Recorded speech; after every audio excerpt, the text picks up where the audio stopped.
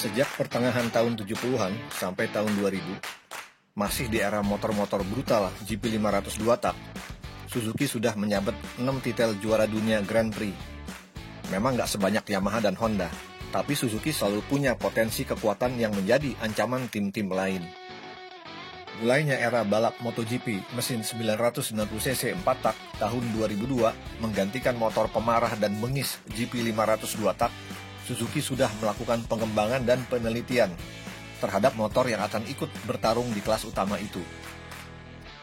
Hanya Suzuki merencanakan ikut partisipasi dengan mesin 990cc 4-tak bukan di tahun 2002 melainkan tahun 2003. Mungkin dengan alasan pembalap Kenny Roberts Jr. baru aja jadi juara dunia GP500 2-tak pada musim balap 2000.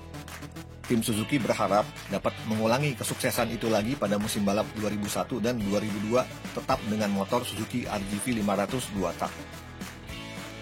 Motor yang dipersiapkan Suzuki adalah GSV-R dengan kode XRE0. Rancangan frame dan swing arm masih mirip dengan yang dipakai motor RGV 500 2-tak. Demikian juga faktor aerodinamika fairings motor. Mesin 4 silinder 990cc 4-tak dengan konfigurasi sudut V 60 derajat, atas pertimbangan dimensi mesin jadi lebih kecil, kompak, penempatan mesin lebih mudah pada saat para ahli mengatur distribusi berat antara area depan dan belakang motor.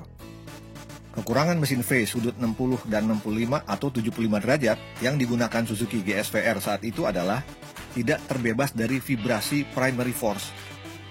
Untuk meredam level vibrasi diperlukan balancer shaft. Hanya balancer shaft akan mengurangi sedikit power sekitar 2%. Mesin V4 sudut 90 derajat, pengaruh vibrasi primary force sangat rendah. Dengan itu, mesin tidak perlu memakai balancer shaft. Kekurangannya, dimensi mesin jadi lebih panjang pada posisi longitudinal. Engineer harus melakukan upaya lebih intensif, mengatur posisi exhaust dan pivot swing arm, dan juga pipa header. Terlalu banyak perbedaan panjang antara pipa header akan mempengaruhi efisiensi volumetrik mesin. Juga nggak mudah meletakkan posisi mesin supaya distribusi berat motor mencapai titik yang tepat atau balance. Power puncak mesin sekitar 210-215 horsepower at wheel pada putaran 14.500 rpm. Power yang relatif belum kuat seperti MotoGP sekarang, sekitar 250-260 horsepower at wheel. Horsepower puncak motor WSBK antara 225-230 horsepower di ban belakang. Itu disebabkan RPM mesin masih belum sangat tinggi. Dengan itu sistem penutup klep intake exhaust masih konvensional, yaitu dengan per klep, bukan memakai gas bertekanan tinggi atau disebut juga dengan pneumatic valve system. Musim balap 2002, tim Telefonica Movistar Suzuki dengan pembalap Kenny Roberts Jr., CT Gibernau, Akira Rio mulai memacu GSV-R 990cc 4-tak di lintasan sirkuit. Balapan perdana di sirkuit Suzuka, pembalap Akira Rio sempat membuat terkejut orang-orang karena sukses menaiki podium 2 di bawah Valentino Rossi. Pembalap Spanyol Carlos Checa berada di posisi ketiga. Kenny Roberts meraih 1 kali podium 3 di Brazilian GP, podium 4 di GP Portugal. Perolehan klasemen pembalap pada urutan ke-9. Meskipun pembalap banyak tidak menyelesaikan race, di klasemen konstruktor Suzuki berada pada posisi ketiga, di bawah Honda dan Yamaha. Tahun 2003, Suzuki merilis GSV-R dengan chassis baru, tidak lagi menggunakan desain chassis dari motor RGV 500 2-tak. Ban Dunlop ditinggalkan dan beralih ke Michelin. Dengan desain chassis baru, ban Michelin, seharusnya performa tim Suzuki lebih baik lagi dari tahun 2002. Tapi, pada kenyataannya tidak. Pembalap-pembalap Suzuki hanya sanggup di bawah urutan ke-10 selama musim balap berlangsung. 1 kali John Hopkins finish ke-7. Keadaan tetap belum berubah di musim balap 2004 dan 2005. Kenny Roberts sempat 1 kali naik podium kedua. Stop sampai di sini dulu. Editor majalah Sport Rider, Ken Kunitsugu, pernah test ride Suzuki GSV-R 2005 dan 2006 di sirkuit Valencia. Ia menceritakan pengalamannya. Meluncur keluar dari pit lane Valencia, Ken Kunitsugu berpendapat motor bisa untuk dijadikan street bike dengan hanya merubah sprocket aja. Tidak ada kecenderungan engine batuk-batuk karena tertahan di RPM rendah, akibat radikalnya profil camshaft balap. Walaupun begitu, motor sanggup power wheelie di 7.500 rpm, mengangkat ban depan dari aspal memakai gear transmisi 1 dan 2. Akselerasi yang cukup brutal menurut Ken kalau engine sudah masuk area power band. Pembalap akan diberi isyarat seberapa cepat putaran mesin melalui lampu hijau di 13.000 rpm, lampu kuning di 14.000 rpm, dan lampu merah di 14.750 rpm. Powerband cukup lebar di mana engine tetap mantap mendorong motor akselerasi dari tikungan radius menyempit pada putaran tengah 8.000 rpm. Akselerasi dari rpm tengah sangat intensif menurut Ken. Sebelumnya, Ken Kunitsugu pernah test ride motor legendaris Honda NSR 500 2 tak yang dikendarai juara dunia 5 kali berturut-turut Mick Doohan. Menurutnya, akselerasi NSR 500 lebih brutal di RPM pertengahan, tapi akselerasi dan speed GSV-R 4 tak di RPM atas lebih cepat.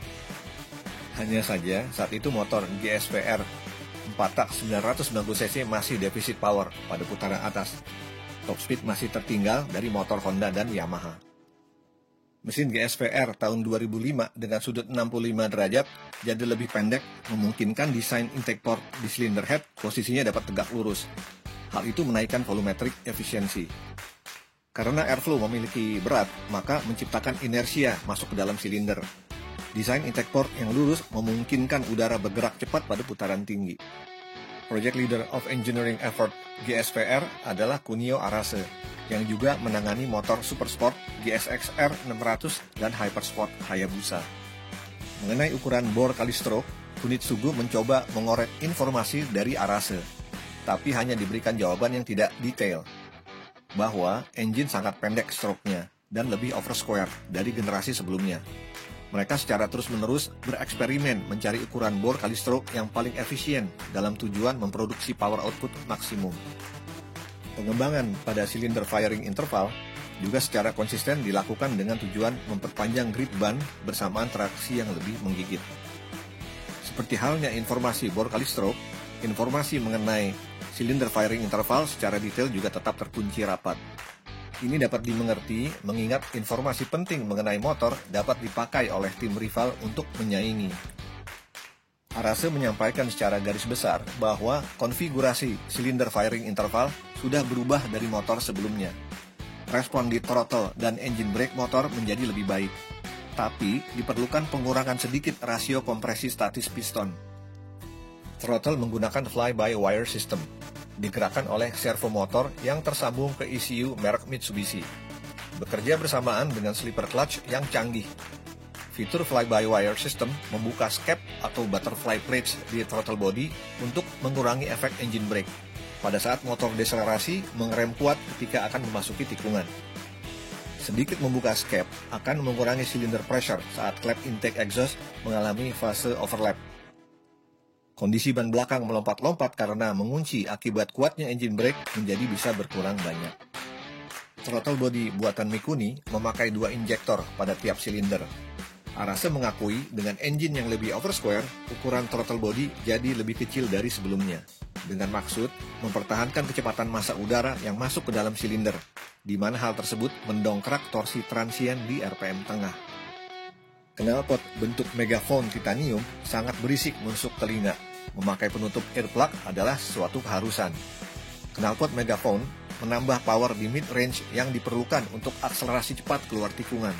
Juga menariknya, motor GSV-R ini tidak dilengkapi dengan traction control dan wheelie control. Menurut Arase, pembalap lebih memilih cara konvensional, yaitu mengatur dengan tangan kanan di throttle. Motor selanjutnya yang dites oleh Ken Kunitsugu adalah GSV-R tahun 2006, di mana sudah mengalami peningkatan power output sekitar 240 horsepower di ban belakang. Engine V4 yang baru bersudut 75 derajat, dilengkapi dengan pneumatic valve system untuk menutup klep intake dan exhaust. Bertambahnya putaran mesin 1000 rpm lebih tinggi diharuskan menggunakan pneumatic valve system, menghindari terjadi valve floating akibat perklep stress, tidak dapat mengikuti kecepatan camshaft loop, kemudian keluar dari jalur gerak osilasinya. Dengan perubahan sistem penggerak klep, dimungkinkan memakai camshaft dengan profil lebih agresif lagi, setelah sebelumnya melalui percobaan dan tes. Karakteristik Power Delivery Machine GSVR tahun 2006 berbeda dari sebelumnya. Torsi pada putaran tengah tetap diutamakan supaya motor sanggup akselerasi cepat tiap kali keluar tikungan. Power puncak menurut Ken lebih baik dari motor 2005, di mana tidak adanya keraguan. Engine saat berakselerasi melewati 14.000 rpm. Lebih bagus meskipun overrevving menyentuh 16.500 rpm di limiter. Hanya kurva torsi yang sedikit lebih tajam agak sulit mengkontrol motor di tikungan dengan radius menyempit. Engine Suzuki ini tidak disangka lebih kuat dari engine tahun 2005 tanpa melihat tipe mapping apa yang digunakan ECU saat itu, Ken menjelaskan. Throttle tetap smooth dan respon awal sangat jelas, memungkinkan pembalap buka gas lebih awal dan dapat lebih agresif di mid corner. Handling motor secara keseluruhan tetap seperti motor sebelumnya. Karena itu, tim Suzuki tidak merubah geometri chassis. Walaupun tidak segesit motor rival lainnya, karakter ketangkasan dan kestabilan menjadikan rider yang membawa tidak akan mudah melakukan kesalahan menurut Ken. Chassis GSVR cukup balance dan memberikan feel yang komunikatif dengan pembalap. Untuk itu, memungkinkan motor melesat secara stabil di tikungan radius lebar kecepatan tinggi. Demikian pembahasan Suzuki GSVR 990cc. Semoga ada manfaatnya. Terima kasih.